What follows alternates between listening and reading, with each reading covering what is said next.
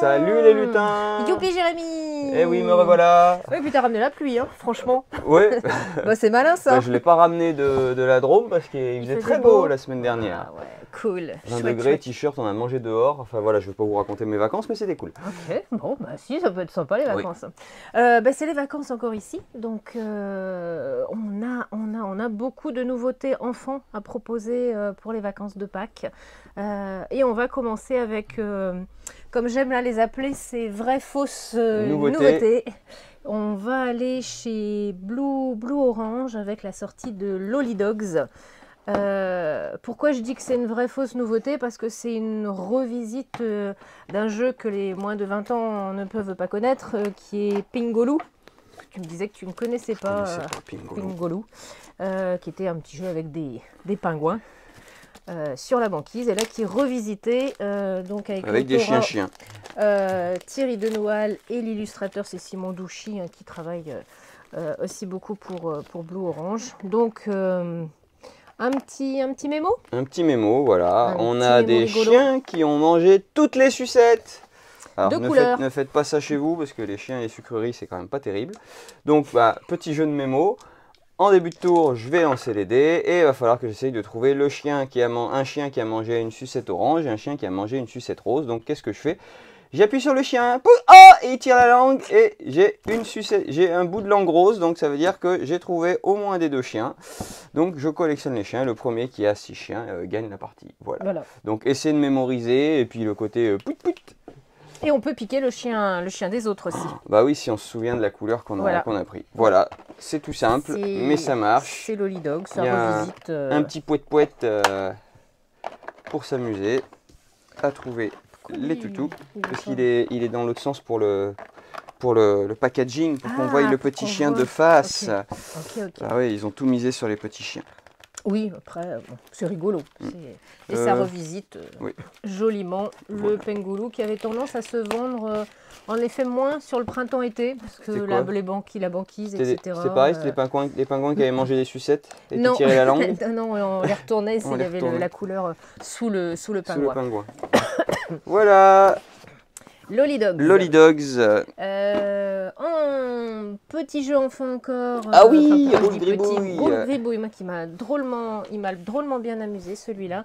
1 à 4 joueurs à partir de 5 ans. C'est chez Ravensburger et c'est Udo Pez à l'Autora qui a fait pas mal de jeux avec Abba déjà. On va faire du coloriage. Voilà, donc on va avoir des crayons de couleur, on a des petits dés avec des animaux et on a des animaux avec des zones. Donc on a les chachas là qui nous indiquent que tout ce qu'on doit colorier de ce côté-là doit être de la même couleur.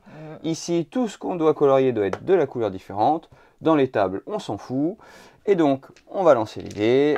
Le premier joueur choisit du coup un crayon et quel animal il va colorier. Et du coup, hop, choisit une zone où on va colorier l'animal. Une fois qu'on a réussi à finir une zone, on colorie un bout de la barrière. Et le premier qui colorie ces 5 barrières gagne la partie parce que c'était le plus rapide. Voilà. Donc c'est simple et efficace. On peut dépasser, c'est pas grave, mais voilà, on s'amuse à faire du coloriage rigolo avec des animaux de toutes les couleurs. Ouais, c'est un petit jeu à règles avec du coloriage. C'est plutôt, je trouve plutôt chouette et zen. J'aime bien ce genre de petits jeux. On n'a pas parlé des auteurs. J'ai dit que c'était Udo Pace. Oui, voilà. T'as dit. Et j'ai pas trouvé de... C'est du Ravens interne peut-être. J'ai pas trouvé. Illustration Meimo. Ah, merci. Meimo. Oui, c'était là. C'était au dos de la boîte. Mais ça, c'est très bien aussi. Alors là, un éditeur qu'on aime vraiment beaucoup. Ouais, mais je suis déçu, il n'y a pas de fantôme sur celui-là. Oui, c'est vrai que Dry Magic, en général, ils beaucoup aiment... de jeux avec des fantômes. Ouais, c'est... là, c'est des dragons. Hanté, Château Badabou, c'est vrai que... Et là, on est très contents parce que nous à Dinan, avec notre château médiéval et nos trucs Heroic Fantasy, du dragon, ça nous va aussi très bien. L'autrice, c'est Sophia Wagner, qui a fait déjà pas mal de jeux aussi. Et l'illustrateur, c'est Rolf Vogt, qui travaille déjà pas mal avec eux aussi, puisqu'il a fait Poker des cafards, le labyrinthe magique notamment. Okay. Mais qu'est-ce que c'est que donc? Eh bien, il va falloir donner à manger à nos dragons de feu. Et les dragons de feu, ils mangent de la lave. Alors, on a différents jetons de lave. Hop, on a la lave jaune qui est très très chaude, toute brûlante, à peine sortie du volcan, qui rapporte plein de points. Ensuite, la lave orange qui rapporte 1 point de moins. La lave rouge qui ne rapporte qu'1 point. Et la lave refroidie qui pèse un peu sur l'estomac parce que ça fond plus dans la bouche. Voilà, donc comment on va jouer? Je remets les petits jetons de lave dans le sac. Au début de mon tour, voilà, nos petits dragons sont là. Au début de mon tour, je lance le dé. Hop, c'est le nombre de jetons que je vais tirer. Donc je vais tirer 5 jetons de lave. Hop. Wow, 5 d'un coup, 2, trop 3, de la chance. 4, 5. Et je suis le premier joueur, je place mon dragon à l'endroit que je pense le mieux. Voilà, les autres se déplacent aussi. Et ensuite, n'importe où, hop, je vais rentrer un jeton lave et pousser entièrement en espérant que ça déclenche, ça déclenche un manger. Voilà. Ah. Bon, là, il n'y a rien qui se passe. À toi, tiens. Vas-y, lance le dé. 4. 4. Il y a des espaces qui se sont vidés comme on a mis la boîte sur le vertical. Ouais, allez. T'as pas déplacé ton dragon, tu triches? Ah, j'ai pas déplacé mon dragon. Grave. Moi, je suis vert, forcément. Vert. Attends, je vais le faire dans l'autre sens.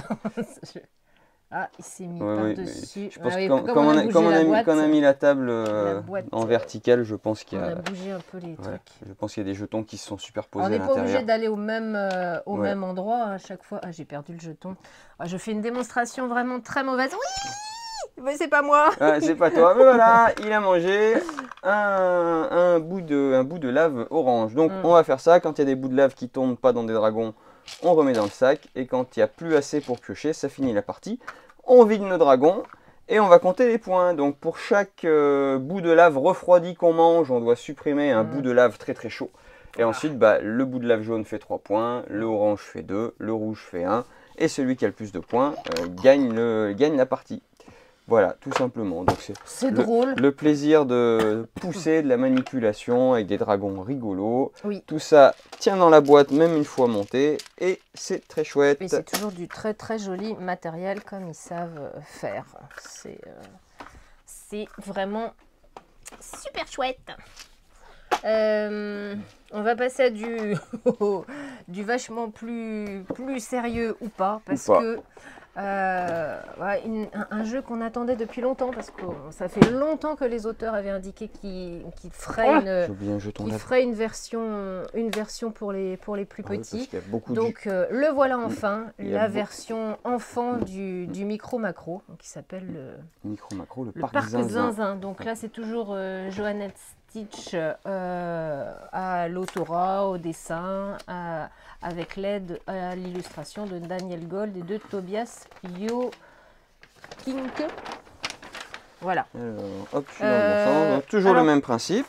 Une grande affiche, un peu plus petite. Un petit peu plus petite en format. Donc tout en dessin noir et blanc. Donc voilà. Toujours l'idée de faire des enquêtes en suivant les pérégrinations des personnages. Mais qu'est-ce qui donc passer dans cette ville? Sauf que là, du coup, comme les cartes peuvent se mélanger quand on est un peu plus petit, on a ça sous forme de super calepin. C'est écrit gros. Ouais. Les dessins des indices sont très gros aussi.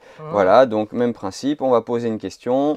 On nous donne des indications, on doit trouver. Et il y a ces petits jetons verts qui sont très bien puisque ça nous permet de baliser le chemin pour aider les enfants s'ils ne trouvent pas. Donc voilà, on va dire tiens, on a vu le monsieur ici. Bon alors je prends un exemple complètement au hasard, hein, voilà. Et du coup tiens regarde, on le voit là. Et là là il a plus son chapeau. Donc entre les deux il s'est passé quelque chose. Et voilà, donc ça aide à focaliser l'attention. C'est vraiment très chouette. Et cerise sur le gâteau, il n'y a pas 15 enquêtes, mais il y en a plus de 20. Voilà. Évidemment, pas de crime, pas de trucs violents. Hein. Le pire qui puisse arriver, c'est que il faut trouver José près de la plage. Le pire, c'est quand même le dernier qu'il faut que je fasse à tout prix. Le dernier avec l'infirmière qui part à la recherche de ses patients qui vomissent de partout dans le parc. Moi, ça m'a vendu du rêve. Voilà, il faut trouver des chiens, faut trouver des trucs très mignons. Il y a des... Il y a des cambrioleurs qui cambriolent la banque avec des bananes. Ouais. C'est très très fort. Donc youpi, très content enfin de l'arrivée de ce micro. Les petits vont pouvoir jouer au chercher-trouve comme les grands, mais qu'il n'y avait pas droit parce que c'était des choses pour les grands. Allez, on sort des enfants. On sort du royaume des enfants. Oui, on va passer chez les grands. Une nouveauté chez Schmidt, Allemagne, donc qui est Cristalla. Un jeu, ils sont 3 auteurs, Renaud Libraleso, Pierrick Libraleso et Yoel Sayada. Et l'artiste illustratrice, c'est Olga Kress. Alors, je vais faire l'implantation à deux comme on a fait hier. Placement, combinaison, un petit peu de chafouinitude. Oui, voilà. On peut le dire quand même. Il faut s'embêter un petit peu. Donc chacun va construire son tableau de 4 par 3. 4 par 3 minéraux. Oui. Voilà. Hop. Tac. Et sur un principe d'égrenage. C'est ça, puisque voilà, au début d'un cours, si ça vous parle. On a des cartes, on a du scoring différent selon les... Il y a une supérette de jeu qui vous indique, selon les variétés de minéraux, les couleurs, on va scorer différemment. Soit c'est le plus grand nombre, une collection, soit c'est des combinaisons, soit c'est des ensembles connectés ou non. Voilà. Et donc à mon tour de jeu, j'égrène. Et là où j'ai posé mon dernier cube, je récupère ça et je commence mon tableau. Voilà. Sachant que l'intérêt, c'est que par exemple, si Cathy joue comme ça, pouc, si elle fait ça, alors elle va récupérer celui-là, mais comme elle m'a mis un doublon sur mes cubes, elle va pouvoir choisir une petite tuile, voilà, et je suis obligé de recouvrir un endroit, et du coup, pas de la même couleur, et du coup, ça peut m'empêcher de scorer, ou il va falloir que je me réadapte. Alors, forcément, juste sur une carte, j'ai pas le choix de la pose, mais quand on en a plusieurs, il y a toujours moyen de s'en sortir. Mais voilà, à l'adversaire aussi d'essayer de faire des choses. Sachant que le côté égrenage, on ne peut pas forcément faire tout ce qu'on veut aussi. Il y a des fois, j'aimerais bien celle-là, mais il n'y a pas moyen, puisqu'on ne peut pas faire d'aller-retour. On est obligé, même si c'est toujours en angle droit, on est obligé d'avancer. Donc voilà, c'est simple et efficace. Ouais, on a plutôt apprécié. Le côté à la fois, je fais mon truc, mais il y a une vraie interaction entre les autres joueurs et joueuses.